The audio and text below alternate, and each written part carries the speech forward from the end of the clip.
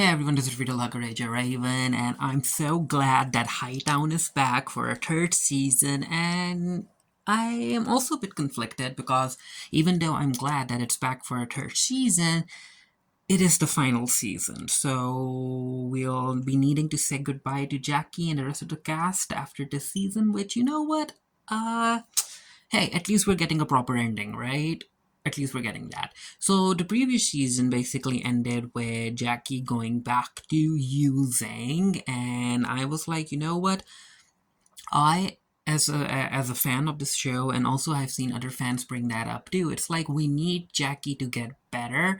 She can't just keep. I understand that. I understand that people who are trying to fight their addictions, they go through such cycles, like they repeat behaviors whenever they're under stress and stuff. But I'm like, I would like to see her get better. So hopefully, with this being the third season, she'll get better. Who knows? Because she was making progress in the second season, but then it all went downhill during the finale and all of the stress that she's been through, and it can get tiring. So again, with this being the third season, I think that we'll actually see Jackie being better and healthier. So this episode opens up with basically like these two kids. They are ready to, I think they snuck out of their house or the hotel, and they're ready to go and have a swim over in the sea. They're on the beach, and this is where the little girl notices a woman lying in the beach behind some grass. And at first they're like, is it a dead body? We should test it. And then the little girl, along with her little brother, the little girl ends up poking the dead body of the woman. And it turns out that no, the woman's not dead. She's still alive. And it's actually Jackie. And yeah, Jackie has no idea how she got here. She doesn't have her phone with her. She doesn't have her car keys with her. It's a mess. We cut to these two young men. They're in the car, they're driving through the neighborhood, and the guy in the white is named Owen, and he's a new character, and he's looking for something. And yeah, the person that he's looking for is a woman, and the woman is like, yeah, what do you want? And it turns out that Owen is here to kill her, and he starts shooting at her. The woman runs, and she bangs on the door to let the person inside to let her in, but it's too late. She gets shot and she dies. And I'm like, girl, they're in a car. Try running into the backyard or something. But yeah. Jackie breaks into her house. She gets a change of clothes, and then she goes out. And again, she's trying to find her key, but find her car, but she can't. And as she's walking, she passes like these two drag queens, and she's a bit rude to them. And they're like, okay, whatever. And then Jackie's like, you know what? I apologize. Can you get me a lift? Over at the police station, we get to see the team going over their suspects and the case that they're working on now. From the previous season, we know that the main person that they're trying to get to is named like New York. His name George Bastis, and George Bastis's nephew, I think, is Ralphie, and then Ralphie is connected to Charmaine and Osito and other people. And yeah, Charmaine is still gone in the wind. She's laying low now. I have no idea if the actress will be showing up in the third season or not. But for now, yeah, the police haven't been able to arrest Charmaine Graza, and the major is there, and Ray ends up explaining the situation. And yeah, Ray has charisma, okay? Even though he's a mess, he doesn't do things by the book. He knows how to talk, he knows how to make other people like him, and he uses his skill to get the major to like him, and the major is very confident in Ray. So Jackie comes to the station, so it turns out that she's still working with the police force, and she's late. And Rhea's like, hey, Jackie, you're late.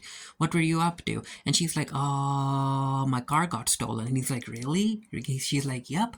And he brings up her using again, and she's like, no, I don't use again. I've been doing like these speed tests, I think every week. And if I did end up using again, you will be the first to know. And I'm like, okay, Jackie, but I think you are using again, especially with how the episode opened and where we left you in the previous season. So what's the P-test situation? And we find the answer. Yeah, we'll get to it in a bit.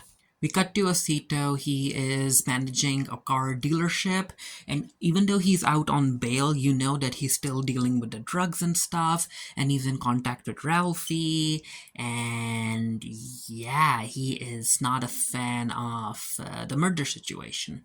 We cut to Renee, and it turns out that she gave birth to a baby girl, and she's having trouble trying to make her stop crying. And then Ray walks in, he holds her, and the little girl stops crying.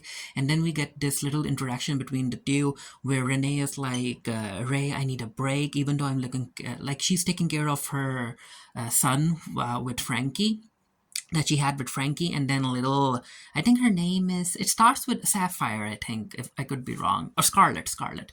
But yeah, she's also trying to take care of Scarlet, and apparently because Ray is so busy with the case, it's all Renee. Like, Renee is trying to run the house by herself, and it's not really working for her. And this is also where Ray is like, you need to have a social life, okay, Renee? So why don't you go out and participate in one of those new mother groups? You're a housewife now, and that word really stings Renee. And I'm like, ooh, Ray, you don't say that. Like, don't just walk up to your wife who used to run a business and just tell her that, hey, you're a housewife now. Like, no, she's not really. She's more than that. And all of this is temporary because she's trying to figure out how to take care of a baby girl. We cut to Frankie, so it turns out that because he got injured in this, over back in season number 2, he's still not over the injuries. He has a bag on him and all of that stuff. So the guy who stabbed him, he walks up to taunt Frankie, and Frankie gets up in order to fight, but he can't. He's in pain, and yeah, one of the guards shows up, and he breaks them up before an actual fight happens, and as the young prisoner walks away, the guard ends up hitting Frankie. We cut to Alan, and Alan is also trying to work on the case with the Charmaine situation and trying to keep Frankie in prison, and yada yada yada. And he has made certain a bit of progress in the case. The Jorge murder, and he has figured out that, the two maids on the scene, I think that they ended up helping Frankie bury Jorge's body and yada yada yada. But we all know that it was Renee who murdered Jorge and then asked the maids to help her bury him. However, he can't really get to the maids because they ran away to Jamaica, and he tries to get his boss to to apply pressure on the government and yada yada yada. And the boss is like, you know what? I prefer going after suspects that are still in the States. So keep on working, Alan.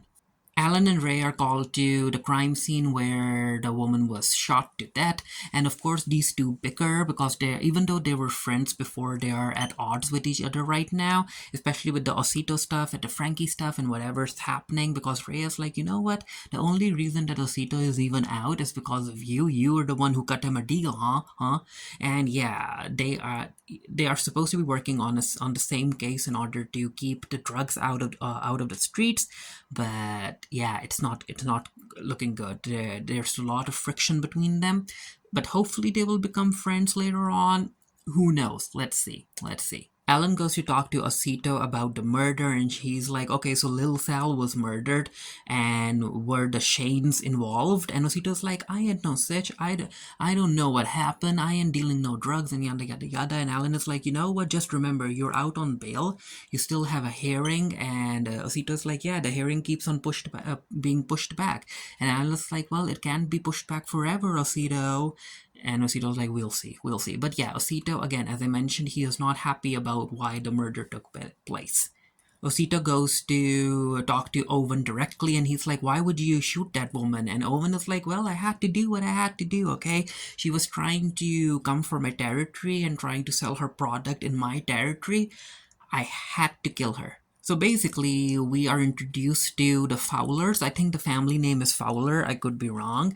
And that was Shane, and now this is his uncle. And Osito realizes that Owen isn't really, he's kind of like a loose cannon. So he goes to the uncle and he's like, hey, you need to keep your nephew under control. He can't be going around killing people because killing people is bad for all of us. And the uncle is like, you know what? He's my only family, and I'm warning you, don't threaten my family. Osito's like, I'm not threatening your family, this is business. So try and keep Owen on a leash. And the uncle is like, okay, fine, I'll see what I can do. Frankie gets to have a talk with his lawyer. They're still discussing the Jorge situation and the witnesses and whoever's gonna stand against him and yada yada yada. And Frankie is, again, he keeps on saying that there's money involved. There was like 300,000 K. You need to find it. Maybe the police took it. And the lawyer's like, no, I have worked such cases before. I highly doubt that the police took it. And this is where Frankie is like, okay, so if the police didn't take all of that money after Jorge died, then it was Renee. And I'm like, ooh, Renee, girl, you're in danger. Renee is driving towards that meeting for new moms, and as she's driving, she's going over how she's going to introduce herself to them. And the emotions that Renee exhibited, they make sense. Trying to take care of a baby, especially after you've given birth to them, it's tough. It's tough. And again, she's doing it alone. Frankie is in jail, and Ray is busy with work. She's trying to handle everything herself, and yeah, it's not working. Even though she loves her kids, it's not working. She is stressed out. And as she's driving, she passes Xavier's, and this is where Renee is like, you know what? I'm going back. Forward in Xavier, she ends up meeting Donna, and it turns out that Donna is running the place now with Frankie gone, and yada yada yada. And Renee is like, Donna, I need to work. I need to feel something. I need to have something in my life other than just taking care of my kids. So please give me a job. I can be your assistant manager. So Donna's like, well, I have an assistant manager. And then this is where two dancers come out and they're bickering. And Renee's like, yeah, that's it. I'm going to be the house mother. I can keep the dancers in check. I can make the schedules. So Donna, please give this to me. And Donna's like, okay, fine. And she also shares the line that Renee shared with her when Donna applied about how this place is gonna suck your soul and yada yada yada. Renee's like, hey, I know, right? I just want to get back to work. So apparently Frankie's been getting fan mail, which, hey, it happens. It happens.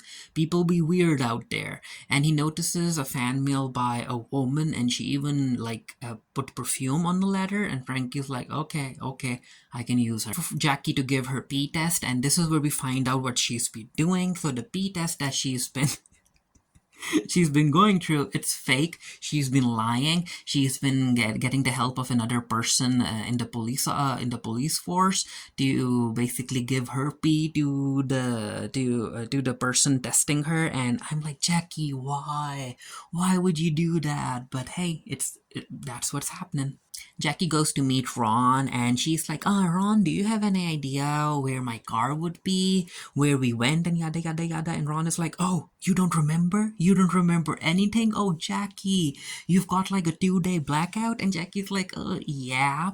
So Ron takes her to the hotel that they stayed at, and they end up talking with Rhonda, and it turns out that Jackie basically checked into a room with another woman, and she's like, okay, so who's that woman? Any name, whatnot? And Rhonda's like, no, the room was checked under your name. However, my assistant recorded a video and he edited it. He also made an edited version, and she ends up showing the video to Jackie, and it's a new character, the woman that she's with. She's quite stunning to look at, in my opinion. And apparently they were both high and they were causing a ruckus, and there's also a scene where Jackie is basically using her fingers on that woman in the pool, and I'm like, why would your assistant make a video of that without their consent? Maybe try and delete it. But yeah, even though Jackie didn't get the woman's name, Rhonda did find Jackie's mobile phone and her car keys in the room, and she gives those back to Jackie. Ray goes back home and he's like, where are the kids? And Renee is like, it's a miracle. Both of them went to sleep at the same time. And then he asks her about the meeting, and Renee's like, yeah, the meeting went fine. Also, the leader of the group there, she basically said that me time is very important, so I'll be dropping the kids off at my mom's house because I need time for myself. Can I do that, Ray? And Ray's like, yeah, sure, it makes sense, do it. And I'm like, I think that Ray suspects that Renee is up to something. But let's see how long it takes for him to figure it out. We cut to Aceto, and he's having dinner with the therapist that's basically his girlfriend now, and I'm like, wow, this woman really blurred the lines between personal and professional, huh? But from what I can tell, as far as she knows, Aceto isn't dealing drugs no more. He's running a car dealership, and I'm like, how How gullible are you? How gullible are you? So as these two are talking, this is where Osito gets a call and he excuses himself. He answers the call and it's by Ralphie. And Ralphie is like, hey, I was a bit late, so because he's supposed to do a drop off, and he's like, I'm still driving around, but I'll do the drop off before it's way too late. And Osito is like, really? You're driving around with drugs in the car? And Ralphie's like, yeah, I am. Don't worry about it. It's all gonna be good. But yeah, it's bad. As Ralphie is driving, he ends up hitting another person. There's an accident, and the police shows up, and he's caught. Ron and Frankie are in the bar, and this is where Frankie tells Ron that, hey, I just feel so bored when it comes to my job. And Ron is like, it's a job, Frankie. Who cares if it's boring work? That's why they pay you for it. And Frankie's like, hey, excuse me for wanting to feel inspired, okay? So apparently, ever since she ended up sending Frankie to jail, not Frankie to jail, Jackie's been feeling bored and whatnot. She's like, I lost my white whale, and yada yada yada. And Ron is like, you know what? I don't have time for this. So he goes away and he comes back with Molly. And yeah, I'm like, Ron, you're such a bad influence. You're such a bad influence on Jackie. Ooh, also during the bar scene, Jackie mentions Leslie. So apparently Leslie was demoted and she's gone. She's gone, and of course Jackie blames that on herself. Now, with the Ralphie thing happening over in New York, this is where Ray gets a call. He gets up. He was basically like sleeping with Renee on the sofa, but he gets up and he's like, Renee, I have to go. Sorry. So instead of running to his boss, he basically runs all the way to Major's house. He knocks on the door, and the Major is like, what the heck are you doing here? And this is where Ray explains the situation, and he's like, I need a warrant. I need to go. We need to go, and we need to arrest George right now, because if the Frankie arrest situation, if he gets wind of it, he will run away, and he's gonna lay low, and yada yada yada. We are running out of time. We need to go. We need to be in the location by the morning. And also, when he got the call from the police, when they arrested Ralphie, Ray tells the police officer to please let Ralphie go because they're using him to get to George. And the police officer is like, what the heck are you talking about? I'm not going to do that. But yeah, got back to the major. The major is like, okay, I'll get you an arrest warrant. Go. Take your team and go. Of course, Jackie is part of Ray's team, and he ends up texting her that she needs to be in New York ASAP. But yeah, she's high and she's dancing in the bar to the song "Bitch I'm Beyonce" by Monet Exchange. That was a fun surprise, that song popping up. And Jackie's like, okay, fine, Ron, get me a bit of cocaine, I guess, or something that will keep me awake. And then she ends up taking Ron's car and she drives all the way to New York. And I'm like, wow, Frankie, you're high as F. So they end up breaking into George's mansion, and there's this scene where Jackie notices a white statue of a horse, and because she's high, she gets attracted to the horse in a weird way. And I'm like, you know what? She's thinking about being Beyonce. She sees the horse.